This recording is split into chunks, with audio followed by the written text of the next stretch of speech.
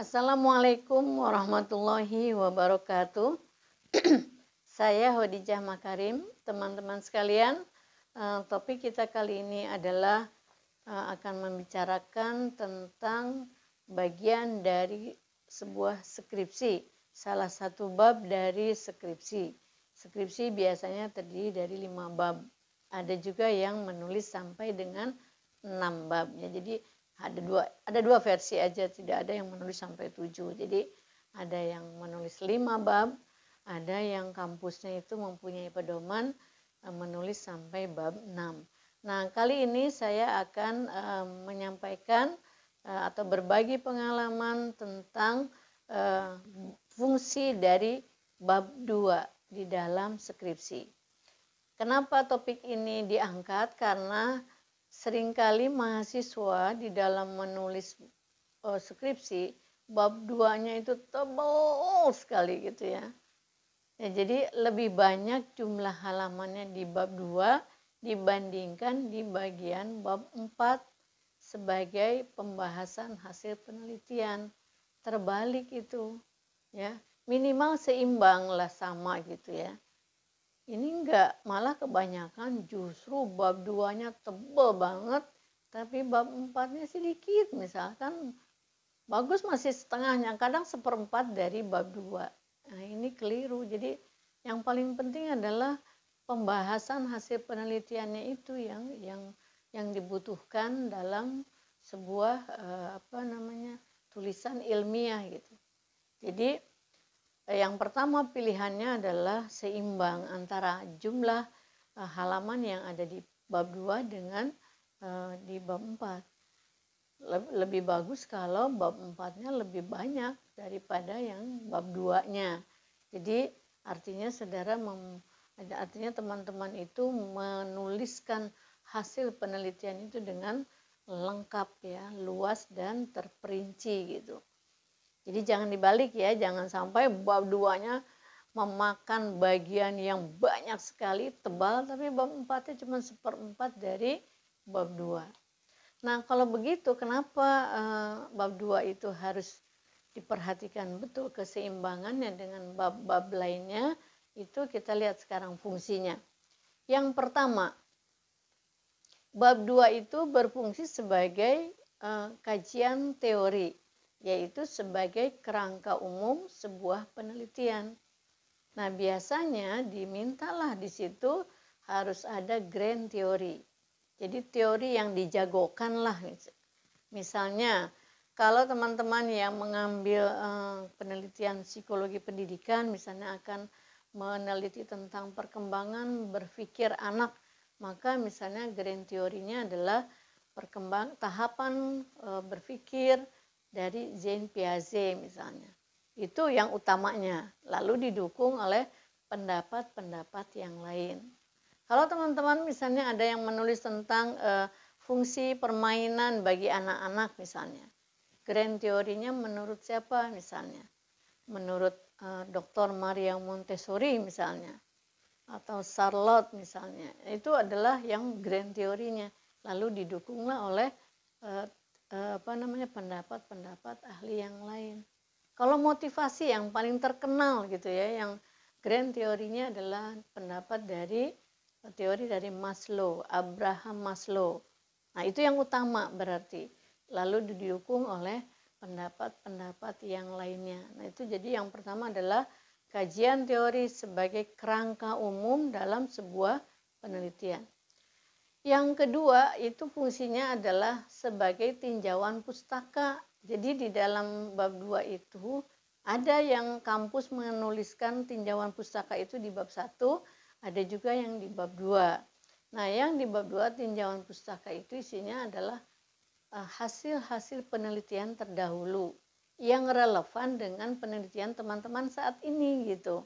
Jadi kalau misalnya teman-teman mengambil, kalau untuk S1 ya, X1-nya cukup 1, Y-nya 1 sudah cukup. Kecuali untuk pasca sarjana X-nya bisa 4, 5, kemudian Y-nya biasa Y1, Y2. Nah, kalau untuk skripsi cukuplah X1, Y1. Nah, Maka tinjauan pustaka yang berhubungan dengan penelitian teman-teman yang laksanakan pada saat ini, carilah di jurnal-jurnal yang sudah divalidasi, disebarluaskan. Lihat jurnal nasional, jurnal internasional sebagai tinjauan pustaka.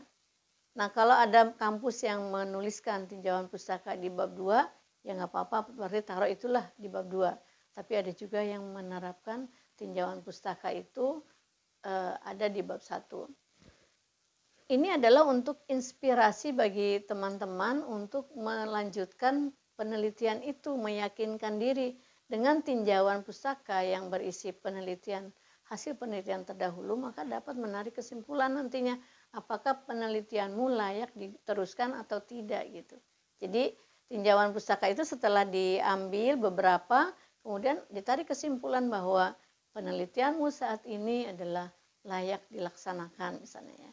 Dengan dasar-dasar tadi tulisan-tulisan peneliti terdahulu yang sudah disebarluaskan, dipublikasikan pada jurnal nasional maupun jurnal internasional. Yang ketiga, fungsinya adalah untuk membuat kerangka berpikir. Nah, kerangka berpikir dibuat itu berlandaskan pada bab 2 yang kamu sudah himpun. Jadi bukan bikin lagi teori baru. Jadi setelah ada bab 2, lalu kamu buatlah kerangka berpikir dari bab 2 itu. Jadi misalnya bagaimana X1 mempengaruhi X2 ya kalau untuk pasca sarjana, lalu mempengaruhi X3, mempengaruhi Y. Jadi itu jalurnya jadi seperti itu. Jadi berdasarkan teori yang sudah dihimpun, berdasarkan tinjauan pustaka yang sudah dihimpun, teman-teman membuat kerangka berpikir. Kan jadi enak, jadi mudah ya. Kemudian yang keempat, fungsinya adalah untuk membuat alat ukur. Ada tuh yang tanya di kolom komen, Bu, bagaimana cara membuat alat ukur? Nah, salah satunya adalah berpedoman pada teori yang sudah ada di bab 2. Jadi rangkaiannya kalau membuat alat ukur, lihat tujuan penelitian, perumusan masalah, kemudian teorinya ambil dari bab 2 yang sudah kamu himpun. Jangan bikin teori baru yang tidak ada di bab 2 gitu. Kadang mahasiswa begini, di dalam membuat alat ukur mengambil teori baru yang tidak dihimpun di bab 2-mu gitu. Jadi nggak ada hubungannya gitu. Lah dari mana ini? Saya ngambil lagi dari yang lain lagi gitu. Tapi tidak disimpan di bab 2 gitu, tidak dibahas di bab 2. Jangan ya, jadi sebaiknya membuat skripsi itu beruntun gitu, berurut, sistematis.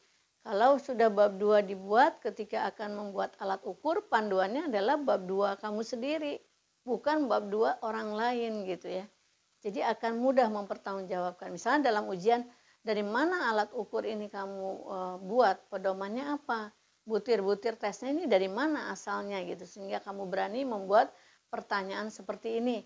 Oh, ada dasarnya, yaitu bab 2, teori ini gitu ya. Jadi kamu dapat mempertanggungjawabkannya kepada siapapun yang membaca tulisanmu, terutama misalnya pada saat proses bimbingan, itu bisa menjelaskan.